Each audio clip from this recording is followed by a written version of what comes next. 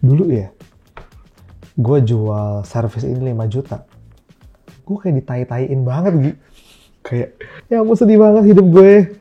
Tapi pas gue jual di harga 250, kok orang datang ke gue tuh kayak ketemu dokter ya. Jadwalnya gimana Pak Yasa? Kapan bisa ketemu? Wah, gue itu mind blowing tuh Gi buat gue. Karena gue selalu punya mindset gimana perusahaan ini bisa berjalan tanpa Yasa. Gue tidak mau bangun service based company yang sampai Yasa umur 50, semua klien carinya Yasa. Hi, it's Gian, and this is Mind of a Builder, decoding the minds of those that dreamt and built. Welcome to Mind of a Builder, and today we're further decoding the mind of Yasa Singgi, founder and CEO of Buzzle.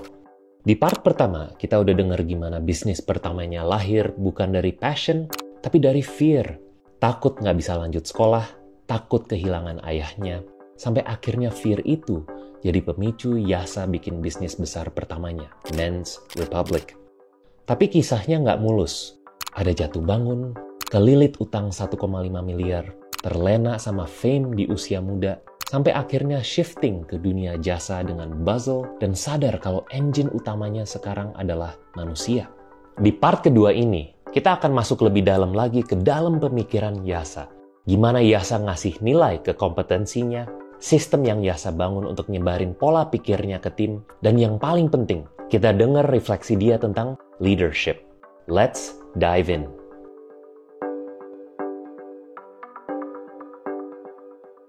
Kan sebenarnya kan di bisnis kayak gini kan lu kayak you're pricing your brain. Yes, you're pricing your brain, you and the Buzzle team's brain to the client kan. Creativity-nya, your strategic thinking in a service-based business atau people-based business kayak gini, gimana lo, how do you approach kayak in a way menilai otak lo sendiri, yes, dan otak lo dan tim lo, dan pertanyaan keduanya, gimana lo bisa cascade pemikiran atau otak lo ke your big team ini, yes, gitu. Itu how do you think about that di service-based business, yes?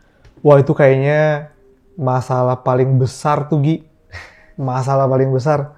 Karena gue ada nih, Gi, pengalaman gue lagi meeting di satu ruangan. Gue meeting sama satu brand.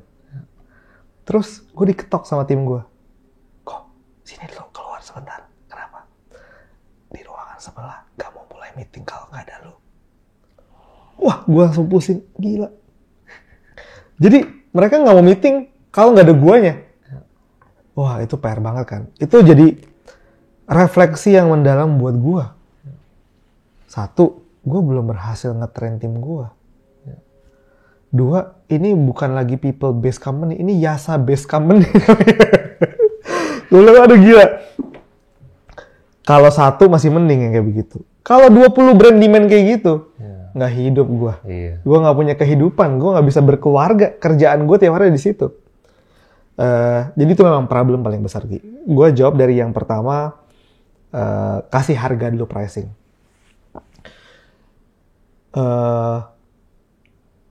Ada satu service, Gi, kayak kita bikin satu investigation yang mendalam buat sebuah brand. Kita bilangnya brand investigation.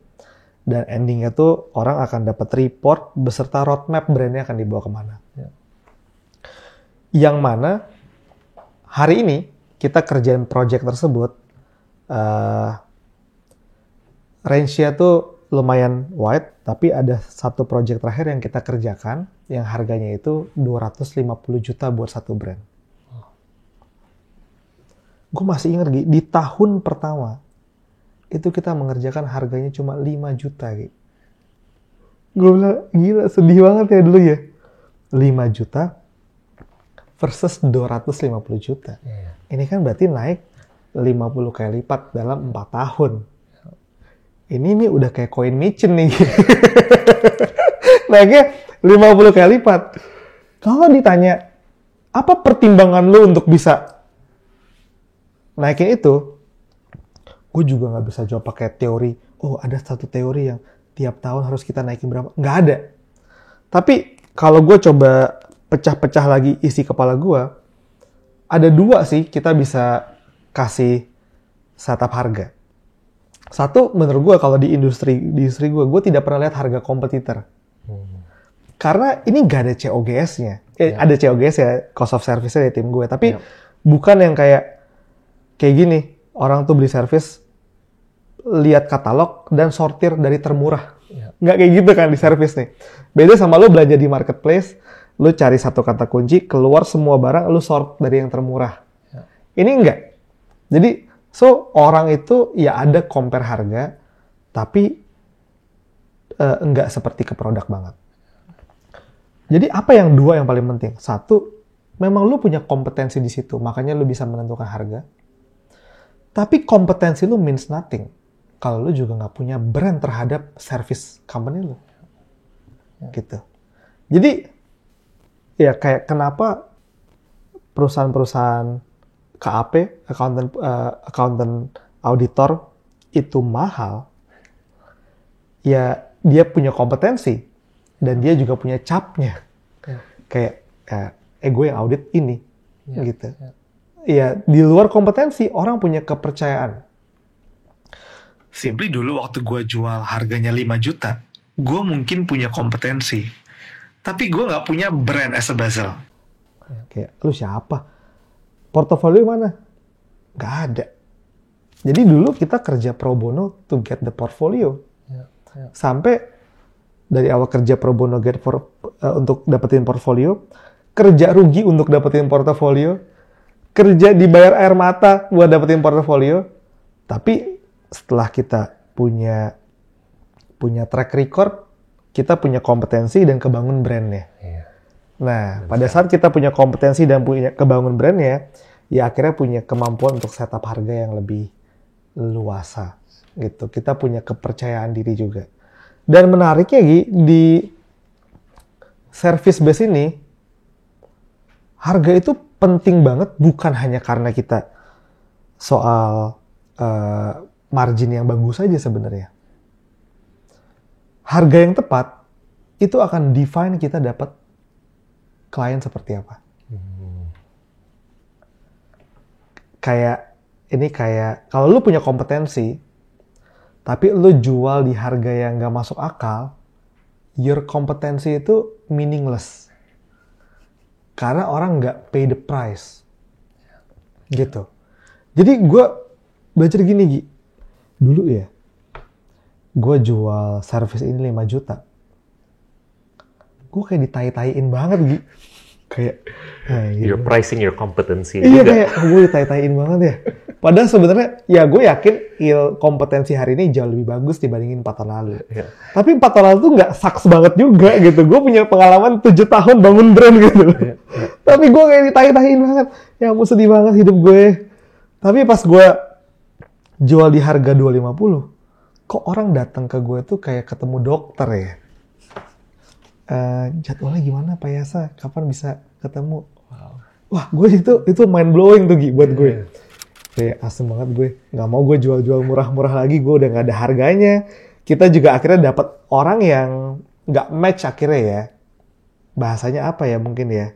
Ya akhirnya di situ gue bisa bilang pricing lo itu define lo ketemu orang yang kayak gimana juga gitu.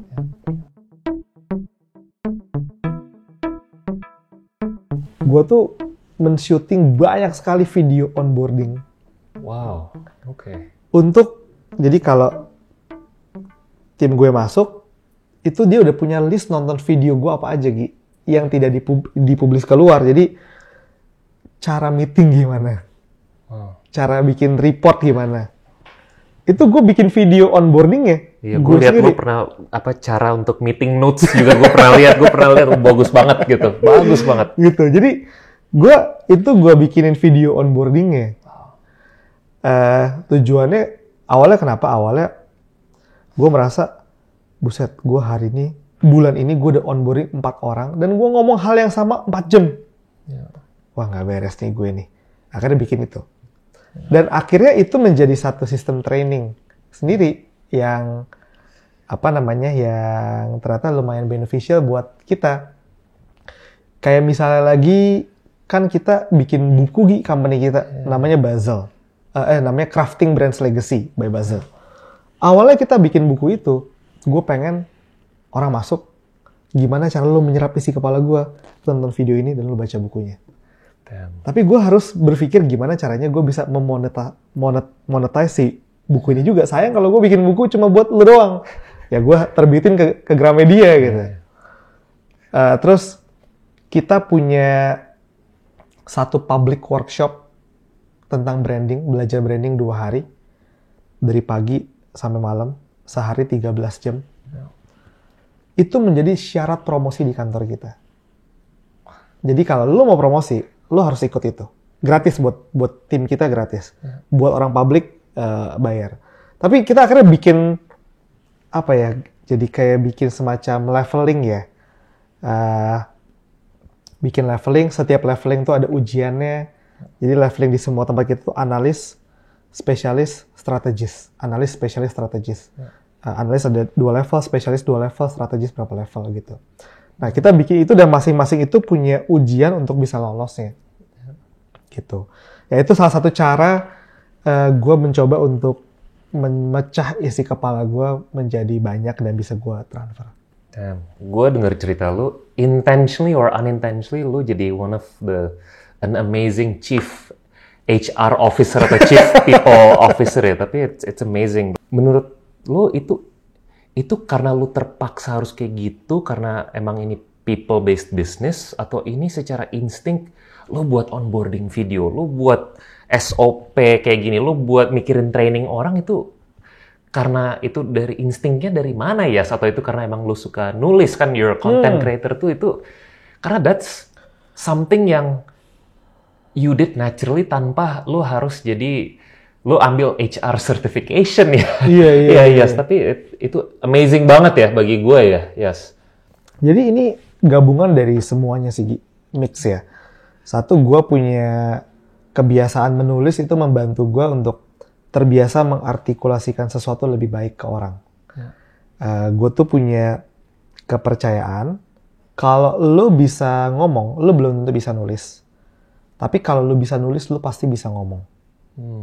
Communication skill lo secara public itu lebih bagus kalau lu bisa nulis. Karena nulis itu lewat proses yang mencerna dari sini ke sini lu lebih banyak proses reflect ke diri sendiri dan apa yang mau lu sampaikan. Jadi kebiasaan gue menulis itu membantu gue mentraining sesuatu ke tim gue juga lebih bagus juga. Selain itu, ini juga karena kebutuhan juga, Gi. Karena sampai hari ini gue belum menguasai ilmu membelah diri. Jadi gue berpikir gimana ya caranya Yasa itu ada di banyak ruang meeting gitu. Jadi gue berpikir gimana ya caranya, apa gue bikin AI agent, masukin semua tulisan gue masukin ke sini, nanti gue kasih ke tim gue. Gue selalu berpikir caranya kayak gitu. Gimana caranya ada dan tanpa ada Yasa ini bisa jalan. Contoh Gi, yang paling ekstrim, yang temen gue ngerasa ini aneh banget, tapi gue lakukan. Jadi tahun lalu di annual gathering company kita nginep 3 hari 2 malam di puncak. Datang ke sana semua karyawan gue nggak tahu mau ngapain. Ya taunya kita bilangnya strategic summit. Tapi nggak tahu acara strategic summit ini ngapain Gi.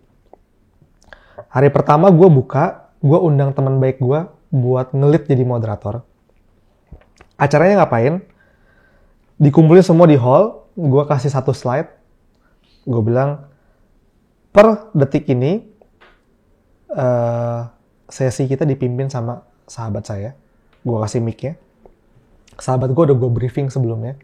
Dia memulai, kita bikin sebuah game simulasi gitu, Gi.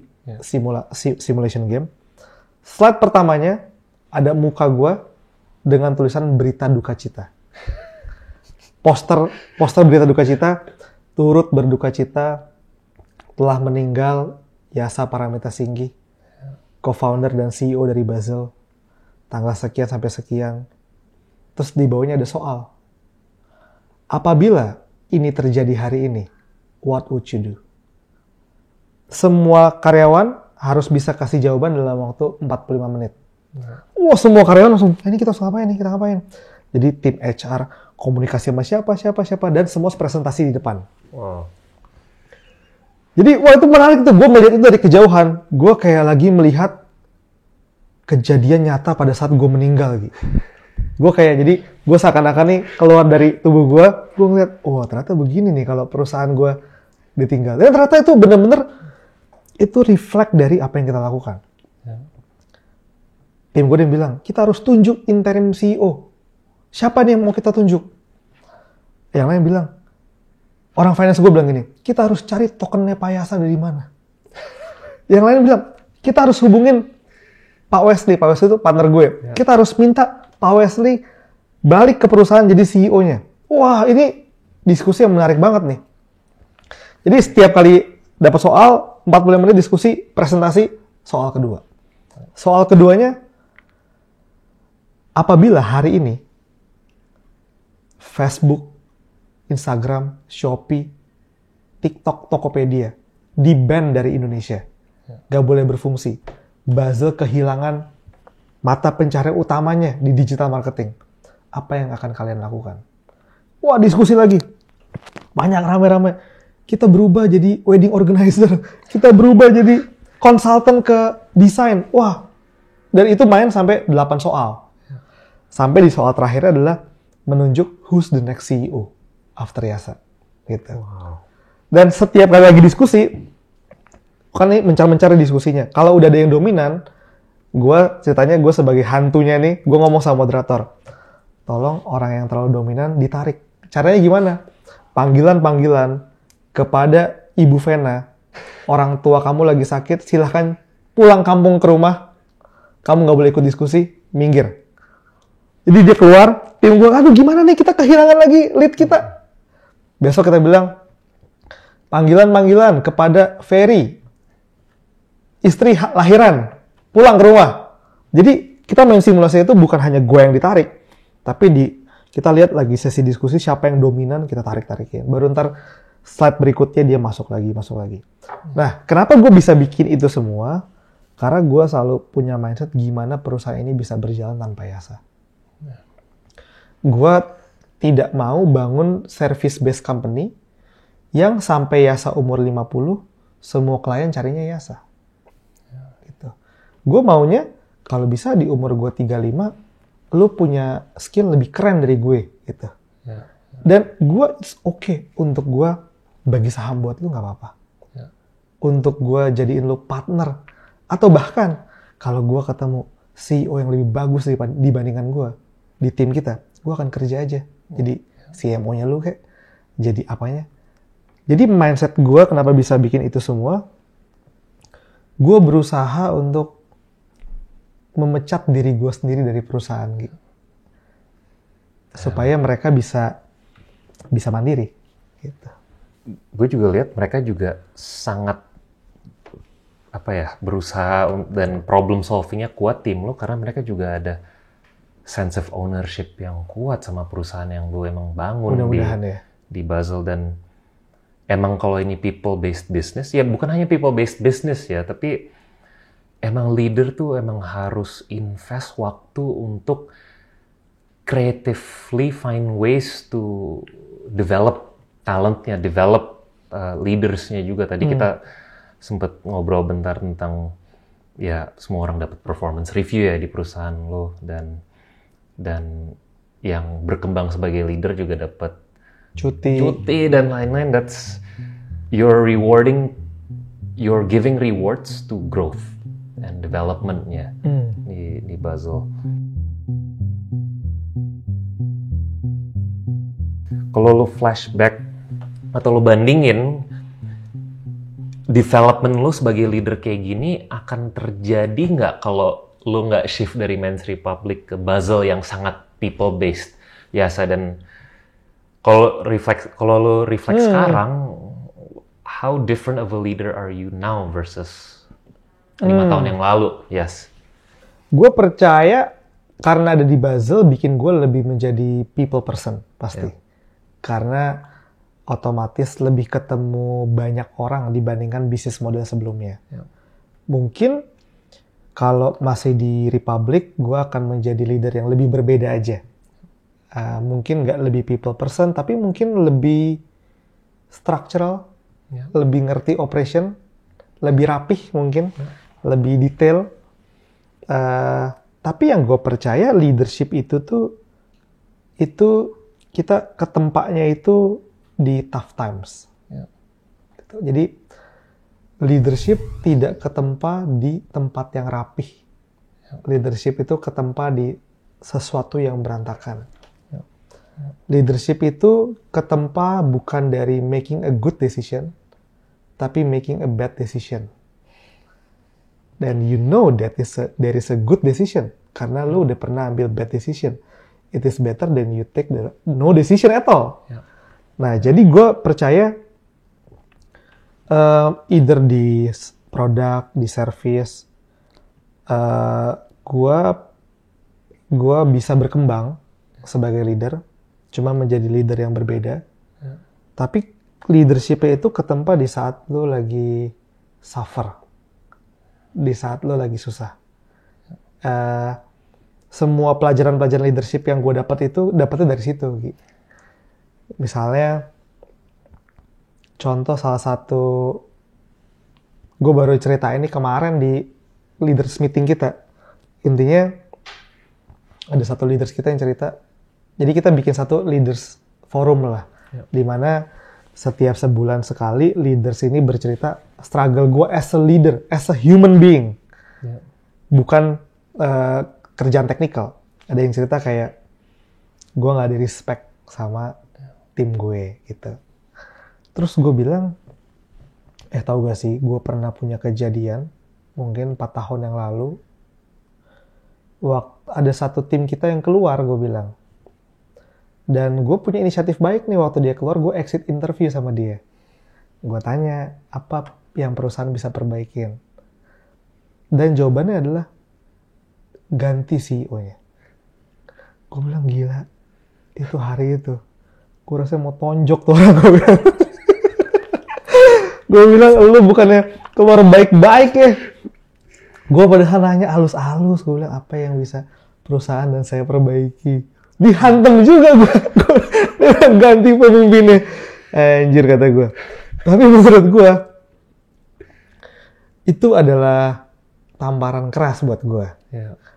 Dalam hati, ya gue pada saat itu, gue speechless. Gue gak marah sih. Gue oke, thank you. Dalam hati gue gondok juga gitu. Gue ngerasa, asem nih orang. Gak ada respect ya. Tapi, statement itu, ganti pemimpinnya. Itu menjadi statement yang benar atau salah. It's just matter of time. Di hari statement itu keluar, itu bukan statement benar atau salah. Statement itu menjadi benar apabila hari ini perusahaannya bangkrut. Statement itu jadi salah apabila hari ini perusahaannya berkembang. So your job as a leader is to make your decision right. Bukannya taking a right decision. Karena there is no right decision. Pada saat lo ambil sebuah decision, hari ini tuh belum jadi benar atau salah. Tapi waktu lewat, lo tahu ini benar atau salah. So mau itu pilihannya opsi A, opsi B, your job as a leader is to take the decision and make the decision right. Whatever it takes. Jadi pas gue dapat itu, gue bilang, sakit gak? Sakit. So my job now is to make that statement is wrong. Gitu. Dan itu ditempatnya dari, waduh itu mungkin gue diomongin gitu, muka gue udah merah tuh. Perut gue udah panas, tangan gue udah siap-siap mau mengepal. Gitu loh kurang lebih. Yes, lu gimana approach reinventing atau innovating bisnis Bazel ini ke depannya? Kan lu juga tadi sempat bilang emang sebagai leader dan sebagai bisnis banyak yang lu bukan hanya harus belajar atau learn, tapi banyak yang harus unlearn juga ya gitu. Satu secara personal sebagai leader, tapi juga as a business juga. How do you unlearn certain things and how do you approach reinventing not just yourself tapi the business going forward? Yes. Di industri kita ini, Gi, ini lagi hot banget kan ya AI. Nah, lo bakal mati sebentar lagi karena ada AI. Kalau lo nggak reinventing diri lo cepat, lo bakal hilang. Nah, gue totally agree. Kita berusaha untuk adapt AI sebaik mungkin.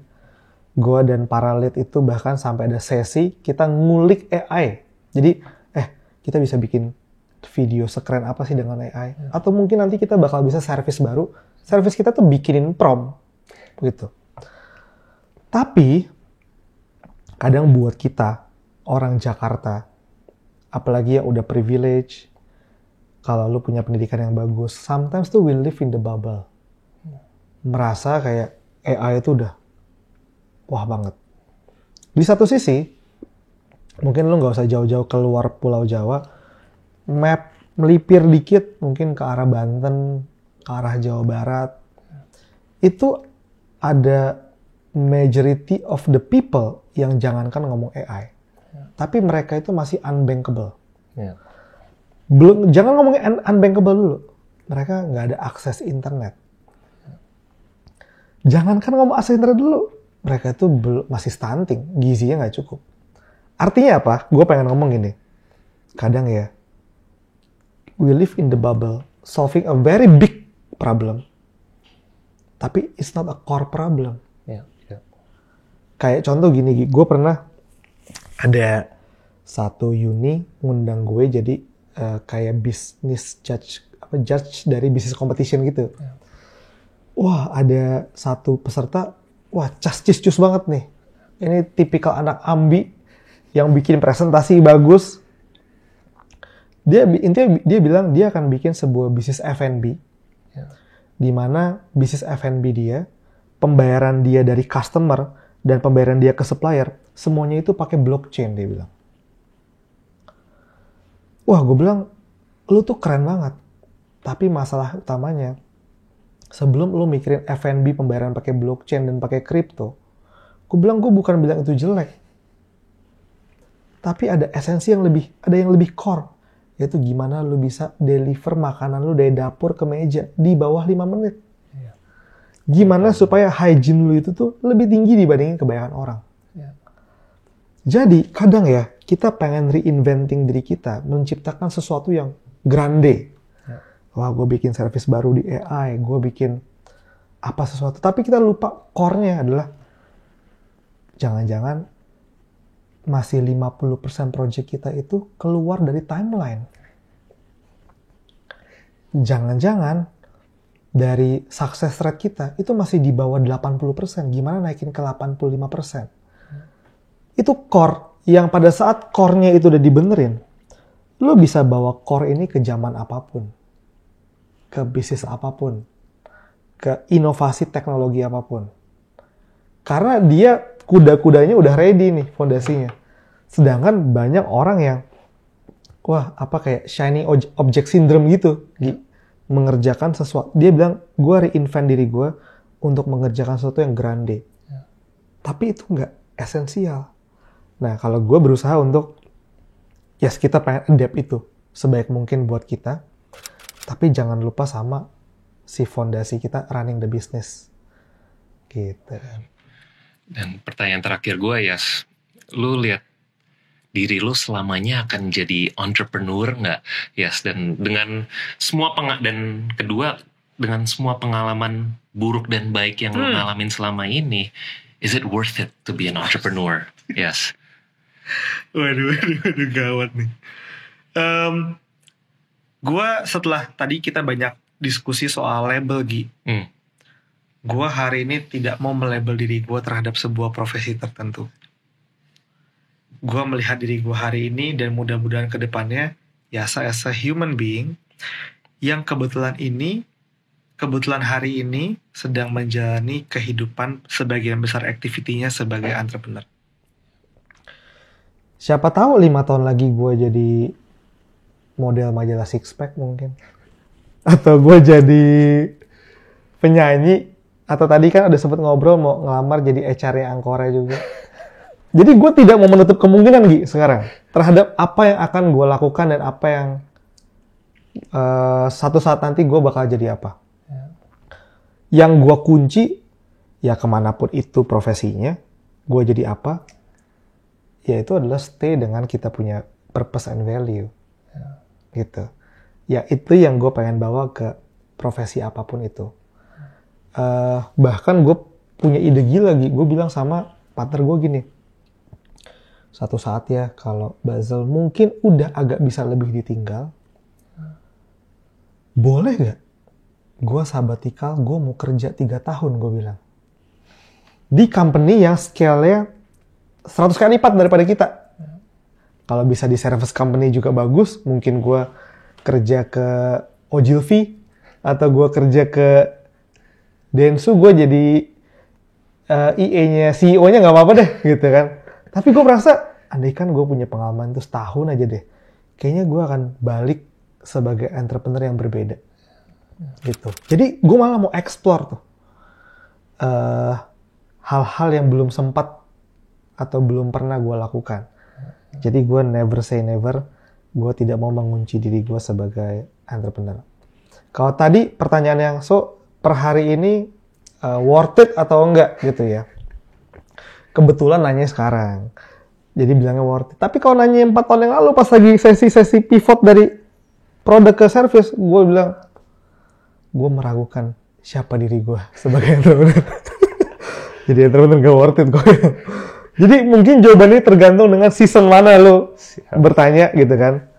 Tapi kalau gue akan balik lagi, apapun pilihan lo mau profesional atau lo jadi entrepreneur, your job is to make your job worth it. Damn. Thank you, bro. Thank you. Thank you, Yasa. Bapak Gian. That was the mind of Yasa Singgi, founder dan CEO dari Basel. Kalau kalian suka dengan episode kali ini dan pengen tahu lebih lanjut soal Mind of a Builder, subscribe and follow our social medias @BuildInBlue. I'll see you in the next episode. Have an awesome day.